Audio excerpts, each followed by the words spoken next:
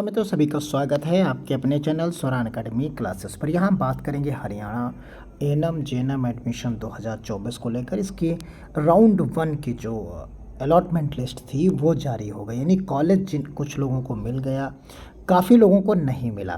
तो आइए पूरी प्रक्रिया को समझते हैं। जिन्हें कॉलेज मिल गया उन्हें अब क्या करना है और जिन्हें कॉलेज नहीं मिला उनके लिए क्या है। तो आइए दोनों चीज़ों पर बात करेंगे इस पूरे वीडियो में। करीब 6-7-8 मिनट का वीडियो ये हो जाएगा, थोड़ा सा लंबा हो सकता है, लेकिन जो है आपको पूरी सटीक जानकारी इसमें मिल जाएगी। तो यानी स्टेप बाय स्टेप सारी चीज़ों को समझने की कोशिश करेंगे। देखिए ये इसकी ऑफिशियल वेबसाइट है, इसी पर आप लोगों ने फॉर्म भरा न्यू रजिस्ट्रेशन से, फिर उसके बाद रजिस्टर्ड कैंडिडेट के माध्यम से अपनी लॉगिन आईडी पासवर्ड के माध्यम से चीज़ों को आपने यहाँ पर भरा। तो इस तरीके से डिटेल आपको सारी यहाँ पर यूज़र नेम और पासवर्ड के माध्यम से भी मिल जाएगी। आप जब अपनी लॉगिन आईडी को खोलेंगे तो वहाँ से सारी डिटेल आपको मिल जाएगी कब क्या करना है। लेकिन हमें बात करनी है यहाँ पर बाकी चीज़ों पर। तो यहाँ पर आप देखेंगे कि स्टार्टिंग से अगर समझने की आप कोशिश करेंगे तो यहाँ पर कुछ इंस्टीट्यूट्स के नाम दिए गए हैं। एक एक चीज़ को आप समझिए यहाँ पर कि कॉलेज के नाम आपको गवर्नमेंट और प्राइवेट दोनों के जो नाम हैं एनम जेएनएम और जो है सभी के यहाँ पर आपको मिल जाएंगे। तो इस प्रकार आप यहाँ पर नाम तो देख पाएंगे कॉलेज के कौन कौन से नाम थे। फिर उसके बाद आपको जो है यहाँ पर एडमिशन शेड्यूल मिला। आपने एडमिशन शेड्यूल के तहत आपने क्या क्या किया उसके बारे में यहाँ पर डिटेल प्रोवाइड कराएगी। देखिए ये एडमिशन शेड्यूल था जिसमें कि डिटेल में आपको समझाया गया कि कब कब क्या करना है। आपकी डिस्प्ले मेरिट लिस्ट की गई, उस मेरिट लिस्ट के बारे में अभी हम बात करेंगे।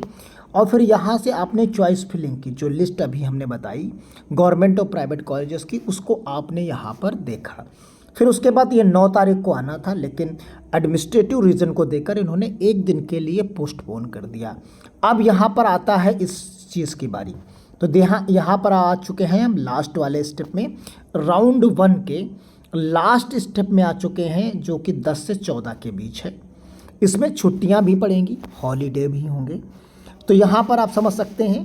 तो यहाँ पर वेरिफिकेशन ऑफ ओरिजिनल डॉक्यूमेंट्स, आपको ओरिजिनल डॉक्यूमेंट्स सारे ले जाने हैं। और fees deposition and admit to the student by the institute in online portal. तो यहाँ पर जो है वो admit to student by the institute, ये काम जो है वहाँ के कॉलेज का है। लेकिन उसके पहले का जो प्रोसीजर है यानी वेरिफिकेशन ऑफ ओरिजिनल डॉक्यूमेंट्स। तो ओरिजिनल डॉक्यूमेंट्स की अगर हम यहीं पर बात कर लेते हैं, कौन से डॉक्यूमेंट्स आपको ले जाने हैं जिनका सिलेक्शन इस मेरिट लिस्ट में हो चुका है। तो यहाँ पर आप देखेंगे कि एक हाई स्कूल की, एक जो है इंटरमीडिएट की, दोनों की मार्कशीट और सर्टिफिकेट्स दोनों के ले जाने हैं। यानी मार्कशीट भी होनी चाहिए आपके पास और सर्टिफिकेट्स भी होना चाहिए। तो दोनों चीज़ें आपके पास हाई स्कूल और इंटरमीडिएट की होनी चाहिए। क्लियर, ये चीज़ें हो गई। कास्ट सर्टिफिकेट्स अगर किसी पर लागू है तो वो चाहे वो EWS का हो, चाहे वो OBC का हो, चाहे वो SC का हो और चाहे वो ST का हो, तो ये सारे कास्ट सर्टिफिकेट्स आपके पास होने चाहिए जो लागू है आप पर। ये चीज़ें हो गई। आपके पास ट्रांसफ़र सर्टिफिकेट्स TC या माइग्रेशन के नाम से जो है वो आप साथ में दे सकते हैं। रिपोर्टिंग के टाइम में बाद में भी जमा हो सकता है। जो फीस लगनी है वो फीस आपको साथ में ले जानी है। मेडिकल जो सर्टिफिकेट है, जो मेडिकल सर्टिफिकेट है आपका, उस मेडिकल सर्टिफिकेट्स को आप कॉलेज खुद बनवाएगा या आपको अपने डिस्ट्रिक्ट हेडक्वार्टर के हॉस्पिटल से, डिस्ट्रिक्ट जो हॉस्पिटल होता है वहाँ से आप जो है बनवा सकते हैं। तो ये चीज़ें आप पर निर्भर करेंगी। अब कुछ लगेंगे एफिडेविट, जो शपथ पत्र, जिनको आप जो है एफिडेविट जिनको कहा जाता है, जो 10 रुपये के स्टाम्प पे बनते हैं उन पर। तो ये आप अभी मत बनवाइएगा, ये आप कॉलेज में जब जाएंगे, जब आप कॉलेज जाएंगे तो वहाँ पर आपको एक परफॉर्मा दिया जाएगा, यानी एक फॉर्मेट दिया जाएगा, एक फॉर्मेट मिलेगा। उस फॉर्मेट को ही वहीं पर आसपास में जो कचहरी, तहसील जो भी होगी वहाँ पर कोई ना कोई वकील आपको बना के तुरंत प्रिंट करके दे देगा, क्योंकि उसी का अथॉरिटी होती है। तो वो फॉर्मेट ले जाएंगे, 10 रुपये के स्टाम्प पर वो चीज़ प्रिंट करके आपको दे देगा। जो कास्ट लगेगी वो आपको वहाँ पर देनी होगी। क्लियर, तो यानी बिना फॉर्मेट वहाँ से लिए जरूर आप बिल्कुल ना बनवाएं। के लिए तो यही इतने डॉक्यूमेंट्स ले जाने हैं। एक चरित्र प्रमाण पत्र हो सकता है, वो आप ले जाएंगे। ये मेरिट लिस्ट का प्रिंट आउट जो एडमिट जो इस बार निकली हुई है, जो एडमिट लिस्ट यहाँ पर जो निकली हुई है ये वाली, जिसमें हम अब बॉक्स कर रहे हैं, ये एएनएम के लिए है। इसी के नीचे आप आएंगे तो जेएनएम के लिए मिलेगी। तो ये जो लिस्ट हैं आज जो आई हैं, इनमें आपका नाम है, ये सीरियल नंबर किस सीरियल नंबर पर है, तो वो आपको नोट कर लेना है। उसका प्रिंट आउट जरूर आप ले लें, उन कुछ पेजों का जिस पेज पर आपका नाम है उसका प्रिंट आउट जरूर अपने पास रखें। बाकी मोबाइल में सॉफ्ट कॉपी के रूप में भी आप रख सकते हैं। तो यानी ये चीज़ एएनएम और जेएनएम के लिए यहाँ पर हमने आपको बताया। तो ये तो फाइनल है। अब देखिए कितनी मेरिट लिस्ट आ चुके हैं, उनको देख लीजिए। यहाँ पर जो है सबसे पहले एक मेरिट लिस्ट आई। आप देखिए यहाँ पर जो मेरिट लिस्ट आई, उस मेरिट लिस्ट में आप यहाँ पर पाएंगे तो ये 3 मेरिट लिस्ट यहाँ पर आई। ये मेरिट लिस्ट थी, प्रोविजनल थी, फिर इसमें संशोधन करके रिवाइज्ड मेरिट लिस्ट आई। देखिए यहाँ पर फिर रिवाइज्ड आई, उसके बाद रिवाइज्ड मेरिट लिस्ट आ गई थी। तो कुछ लोगों के नाम इसमें शामिल हो गए थे। अब जाके वो फाइनल एलोकेशन जो लिखा हुआ एलोकेशन, ये जो है फाइनल मेरिट लिस्ट आई है, यानी सेलेक्टेड कैंडिडेट्स की। तो आप सभी लोग जानते हैं कि गवर्नमेंट के जो सीट्स हैं वो बहुत कम है, ना के बराबर है, 120, 30 इस तरीके से बहुत कम गवर्नमेंट कॉलेजेस हैं एएनएम और जेएनएम की। तो उसमें सीट्स जो परसेंटेज गया है वो आप मान के चलिए मोर देन 94% के से ऊपर ही गया होगा, इससे कम नहीं गया होगा। क्योंकि आप देखेंगे जो फॉर्म जो लिस्ट आई थी उसमें जो टॉपर है वो 97% है, आप देखेंगे तो उसमें मिलेगा आपको। तो जब टॉपर है तो 1-2% में ही सारे लोग सेलेक्ट हो गए होंगे। क्लियर, कैटेगरी वाइज की हम बात करें, अंतिम जो कैंडिडेट होगा वो सेलेक्ट हो गया।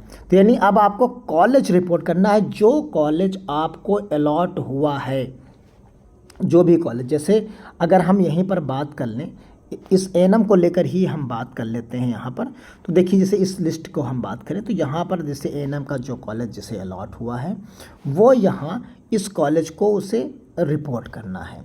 यहाँ पर वो रिपोर्ट करेगा और सारे डॉक्यूमेंट सारी चीज़ों को लेकर जाएगा और वहाँ जो फीस बाकायदा उसको लेकर जाएगा। अब बात करते हैं जिन्हें सीट नहीं मिली, जिन्हें जो है एक भी कॉलेज अलॉट सीट नहीं मिली है, जिन्हें सीट नहीं मिली है उनके लिए क्या करना है, उनको अभी वेट करना है, यानी वो इंतज़ार कर सकते हैं क्योंकि उनका नाम अभी वेटिंग लिस्ट में हो सकता है। जितने लोग यहाँ से कॉलेज रिपोर्ट नहीं करेंगे उतनी सीट्स वैकेंट हो जाएंगी, उतनी सीटें क्या हो जाएंगी, वैकेंट हो जाएंगी। तब उतनी सीट वैकेंट हो जाएंगी, वो उन्हीं वेटिंग लिस्ट वालों को अलॉट की जाएंगी अगली मेरिट लिस्ट में। तो जो कि राउंड 2 कहलाएगा, वो राउंड 2 कहलाएगा आपका, वो जो होगा वो राउंड 2 कहलाएगा। उसमें आपको फिर से वही प्रक्रिया अपनानी होगी जो कि प्रक्रिया राउंड 1 में है। आइए उस पर भी एक नज़र डाल लेते हैं। देखिए उनके लिए जो हम बता रहे हैं जिनको सीट नहीं मिली, ये उनके लिए बात हो रही है। आप एक बार फिर से समझ लीजिए, जिन्हें सीट नहीं मिली है उनके लिए अब बात हो रही। तो उनके लिए अब राउंड 2 होगा। राउंड 2 में क्या होगा, ये 15 तारीख से शुरू होगा, लेकिन हालांकि ये डिले हो सकता है क्योंकि यहाँ पर मेरिट एक दिन डिले हो गई है। तो ये यहाँ पर आपको 15 तारीख शुरू होगा। यहाँ पर वैकेंट सीट डिस्प्ले कर दी जाएंगी कि कितनी सीट, यानी कितने लोगों ने सीट छोड़ दी है राउंड 1 में। राउंड 1 में जितने लोगों ने सीट छोड़ दी उतनी सीट्स यहाँ पर वैकेंट दिखेंगी। फिर उसके बाद 16 तारीख से 22 तारीख के मध्य यहाँ पर आप जो है वही वेब पोर्टल ओपन होगा, रजिस्ट्रेशन करेंगे। फिर 24 तारीख को ये मेरिट लिस्ट डिक्लेयर की जाएगी, फिर किनका किनका हुआ है। फिर उसके बाद यहाँ पर अब मेरिट लिस्ट डिक्लेयर होगी, फिर प्रेफरेंसेस आपको लॉक करने होंगे, फिर अलॉटमेंट यहाँ पर आपको मिलेगा, फिर वही प्रक्रिया। फिर उसके बाद एक तीसरा राउंड होगा जिसे हम यहाँ पर मॉप अप राउंड कहेंगे। तो यानी जो राउंड 2 के बाद सीट्स रह जाएंगी, तो राउंड 2 के बाद जो सीट्स रह जाएंगी वो मॉप अप राउंड के तहत सीट्स भरी जाएंगी। तो यानी कुल मिलाकर अभी आपके पास 2 मौके और हैं जिनकी मेरिट लगभग कगार पर है, नज़दीक है उनके लिए। जिनकी मेरिट काफ़ी दूर है उनके लिए कोई विकल्प नहीं है। तो मिलते हैं अगली अपडेट के साथ। अगर कोई कन्फ्यूजन है तो कमेंट बॉक्स में ज़रूर बताएं, या आप हमारे टेलीग्राम चैनल पर भी बता सकते हैं। धन्यवाद। जय हिंद, जय भारत।